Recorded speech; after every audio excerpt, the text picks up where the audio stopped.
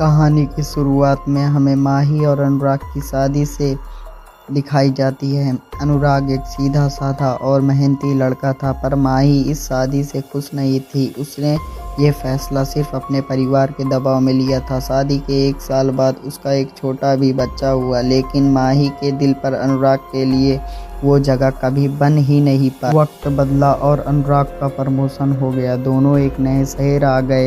यहाँ माही की मुलाकात हुई अनुराग के बॉस से, जिसका नाम सिद्धार्थ था। सिद्धार्थ दिखने में हैंडसम और अमीर था। पहली ही मुलाकात में माही उसकी तरफ खींची चली गई।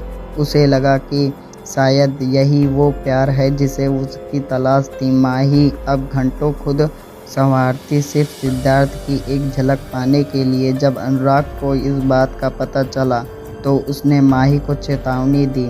उसने कहा, सिद्धार्थ एक धोखेबाज इंसान है, वो सिर्फ लड़कियों का इस्तेमाल करता है। पर माही पर तो जुनून सवार था। उसे यह तक कह दिया कि सिद्धार्थ से प्यार करती है वो, और अनुराग को अपनी ही बहन से निशी से शादी करने की सलाह देती है। एक रात माही ने अपनी आंखों से वो देखा जिसे उसको पैर से ज़मीन खिसक गई। सिद्धार्थ अपनी मकान मालिक के साथ करीबी था। माही का दिल टूट गया, फिर भी वो अपनी जिद पर अड़ी रही। अनुराग ने उसको बहुत समझाया कि ये मत करो, पर माही सुनने वाली किसी की नहीं थी। बल्कि सिद्धार्थ अपनी मकान मालिक के साथ करीब रहता था रोज।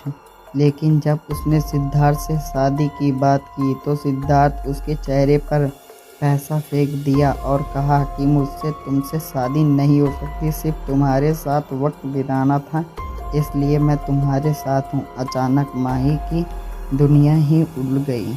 उससे समझ आया कि जिसे वे प्यार समझ रही थी सिर्फ वह एक छलावा था जिसे ठुकरा रही थी। वो अनुराग उसे सच्चा प्यार करता था।